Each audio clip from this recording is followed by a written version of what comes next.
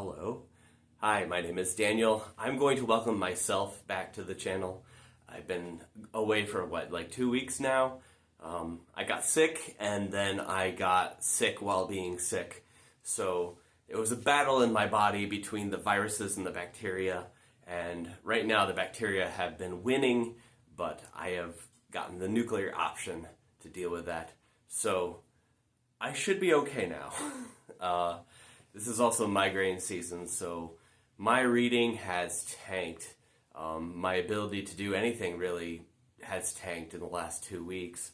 Even like watching movies and television seemed like too much work. So I've just been laying around, not doing much of anything. So didn't have much to report, but I appear to be on the mend now. So sorry for the delay, but I am back until I get sick again, apparently. So it's been a while since I've talked to you, but I've only read about 3 books since then. So I'm just going to sort of update you with the things I've been reading. I had plans to read a lot of the manga Berserk prior to the eclipse, which was back on the 8th. If you don't remember, that's when the apocalypse happened. It was actually a really cool experience.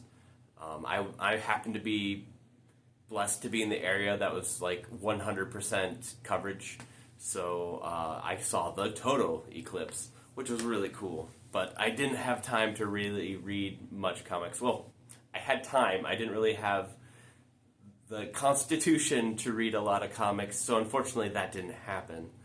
But here's some things that I did read. I wish I could say I enjoyed them all, but yeah, let's get into this. The first thing I read was Night Chills by Dean Koontz. This was a random grab from a little free library, and I thought it sucked. I had a kind of love-hate relationship with Dean Koontz. Back in college, I seemed to pick up a lot more of his books that really vibed with me. I don't know if I'm changing, and the fact that I'm reading more than I started to expect more out of the things I'm reading. Not really sure, but this did not land for me, and in fact, it was really disturbing, but not in the way I think he wanted. This is a story. It fits Criminali's definition of garbage in the fact that it is definitely fear-mongering on a topic of the day. When was this written? I'm just curious. This is like mid-80s, I want to say. No, 76?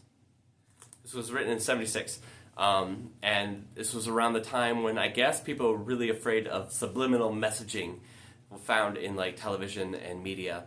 And so this is a book basically about a scientist who discovered the secret to subliminal messaging in the fact that, you know, if you add this compound to a person's body and then inflict them with just the right subliminal messages in their advertising, their television, print or like video media, you can brainwash them to the degree where you can just say a code word and they become your complete and utter servant and will do anything you tell them to. So this scientist, instead of like, you know, working with the government, which he was doing at the time, he goes to a rich billionaire, and they form this trifecta group of the billionaire, the scientist, and some army general, and they decide they're going to inject this compound into the water supply of a small logging town and just take control of that as like a test subject for taking over the world.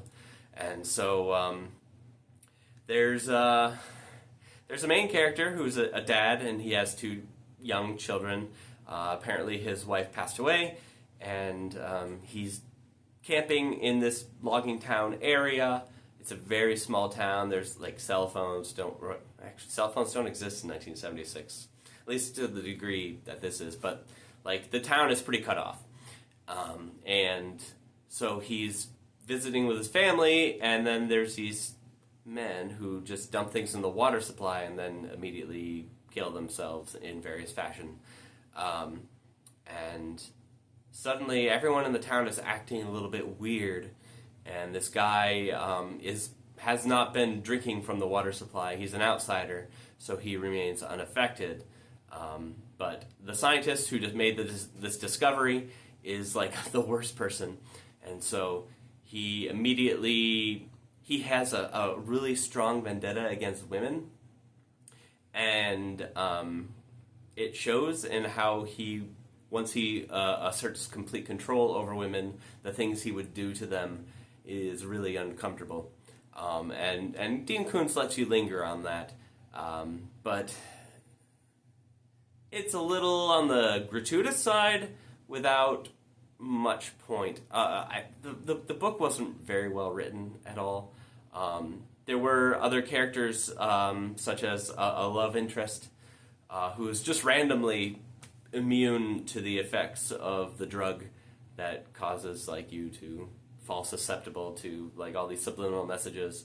And her dad is like the only store in town's owner, and they're genetically, for reasons that are never really explained, immune. And then there's this guy's family, and they're trying to like deal with this crisis, which they discover in really well. Either someone's at my door or it's very windy. I think it's windy. Sorry. They discover that like everyone's in very short order that like everyone is being controlled by this guy. Because he tries to use the code word on his children, on the main character's children, and it doesn't work. So immediately they learn the code word, and because this drug doesn't discriminate, they now can also control all the citizens, and therefore all tension is sort of wiped from this book before it even began. It wasn't tense. It was just kind of lame. There could have been like a lot of cool things you would have done with this premise, but instead we just get really uncomfortable sexual assault, and even the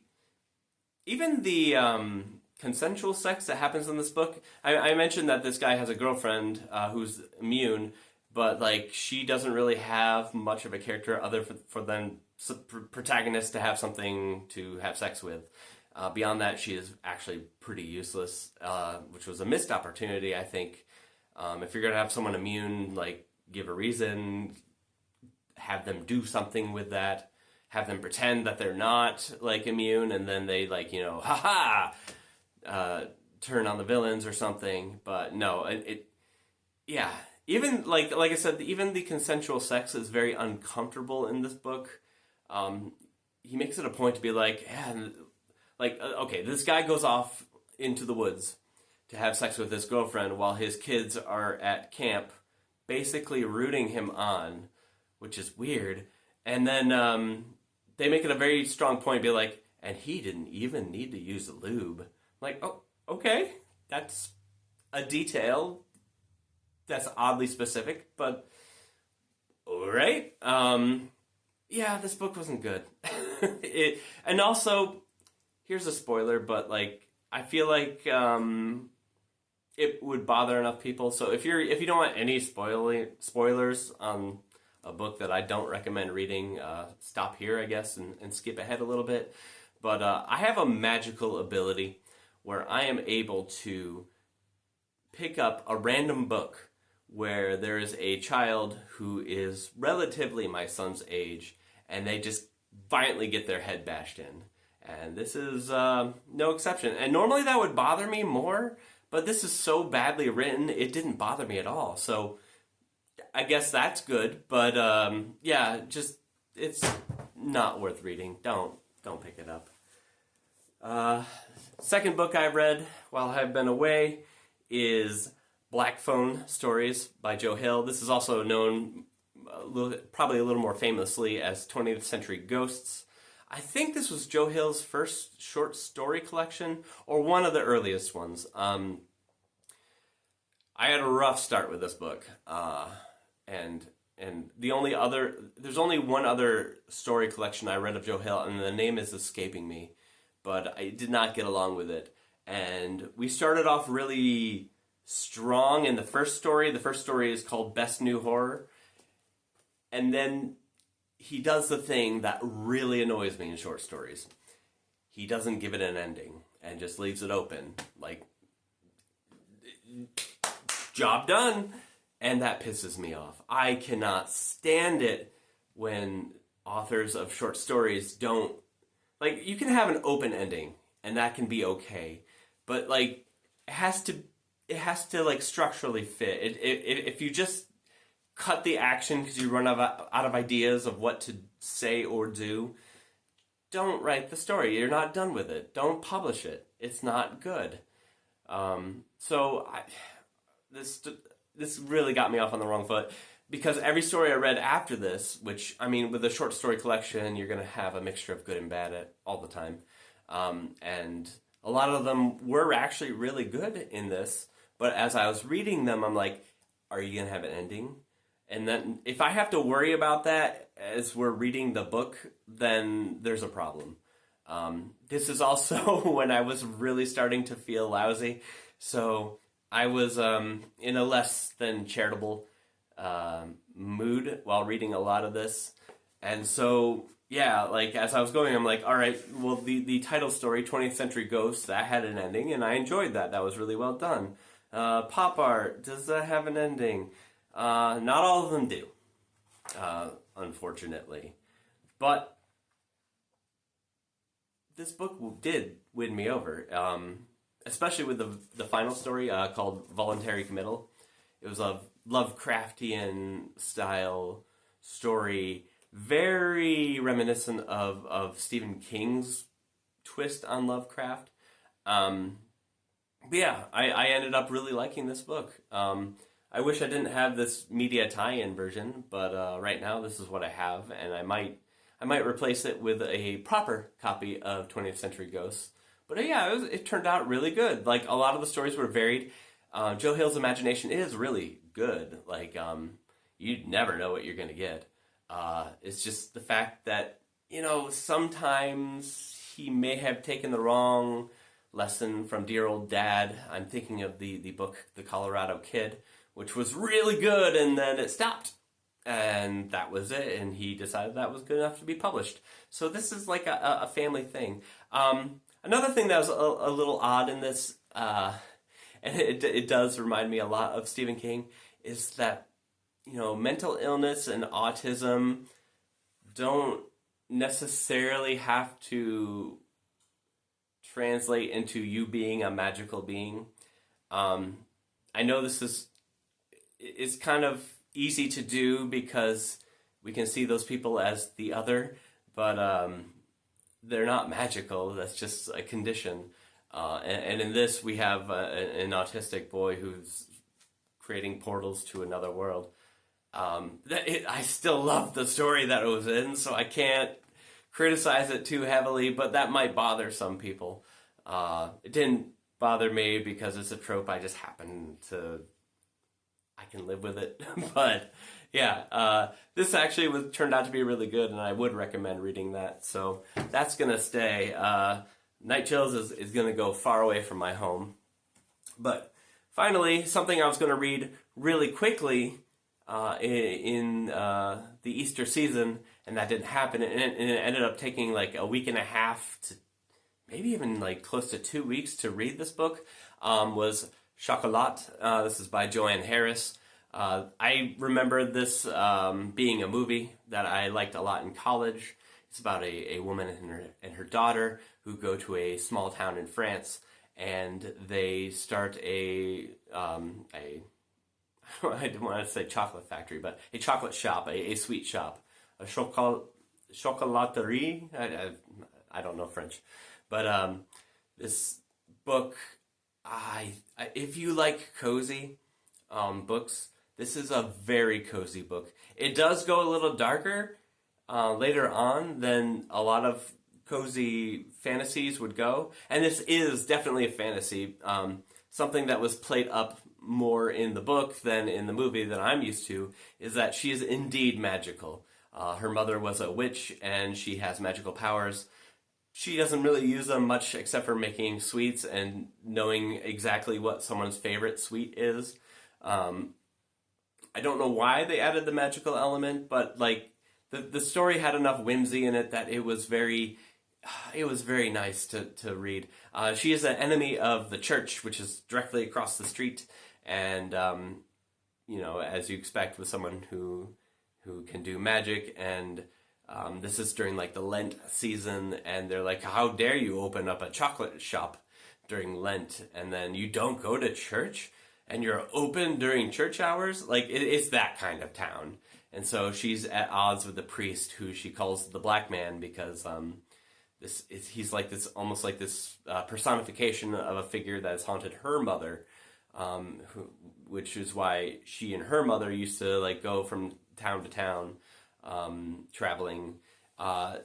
There's a lot of dealings with the Romani people. They're not called that. They're called by the term gypsy, which was commonly used when this book was written. The only other thing I want to say is that if you have seen the movie, there is not really the romantic element in this book. That is something they added for the movie, probably because they had Johnny Depp playing the interest, the man, the Romani man who's coming down the river, and so they're like, well, of course she'd fall for him. But in this one, it's just more her interacting with the various town folks and creating a relationship with them. And it's just nice. It's a really pleasant read, and I really loved it. So apparently there are 3 more books in this series. I don't know if I want to chance ruining my feelings towards this book if the other ones aren't as good. So I'm debating whether or not I want to read this, read the rest of the series. But this one I highly recommend. Check it out. That's it. Those are the books that I've read. I did get some things recently that I just want to show you. Since I am no longer doing the 100 book challenge, I have failed the Read What You Own challenge. I got through 25 books that I already owned, but I was supposed to get through 100 before I bought any new books. But now that I don't care, I have picked up things for events that are coming up. Well, are here now, actually. The first is Giant April. This is an event created by Roy at Roy Reads Anything. And I finally got a copy of King Kong, the novelization from 1930-something or other by Delos Lovelace. 1932. This is the 1976 printing of the paperback, which is just pretty. I love King Kong. I have strong memories of going to Universal Studios back, I must have been 9 or 10, and we went on the King Kong ride, and that is like one of the only things I remember from Universal Studios, and just like him picking you up when you're in the car. It was just an absolutely magical experience for me. So I have a big, big affection for King Kong. I never read the book. I didn't even know there was a novelization. Of course there is. So I'm going to read that really, really soon. Right now I'm reading Trilby by George du Maurier, the grandfather of Daphne du Maurier. And it's a book. It's okay. So I'll report more on that when I get through a little bit more. But like so far it's like, it's okay. I was at Ollie's the other day, though, and I did get a couple of Tolkien-related items that I want to show you. This is Unfinished Tales of Numenor and Middle-earth. This is part of the Unfinished Tales series. I don't know if this is just a rename of some of the other books of Unfinished Tales that I already have copies of, but it was $3, man. And so it's a nice floppy trade paperback. It's really cool. But the thing I was more excited to get, and I don't need another copy of this, but I wanted another copy of this, and that is the Silmarillion.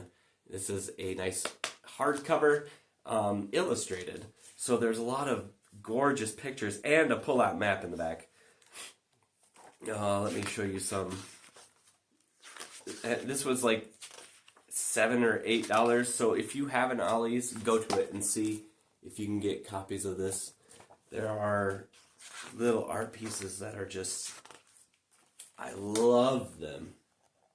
and the glare is not working well in my favor. But yeah, they also had a copy of the Fellowship of the Ring, and it looked like the same kind of edition. Like these were supposed to be stacked next to each other, but there were no pictures in it. And it's like it shows illustrated by someone or other, but it was not the person who did this book. And the illustration, I think they're just maybe talking about the cover. But yeah, and the cover wasn't all that great either. So I just got the Silmarillion. Who did this art? This was illustrated by Ted Nathsmith, who is awesome at it.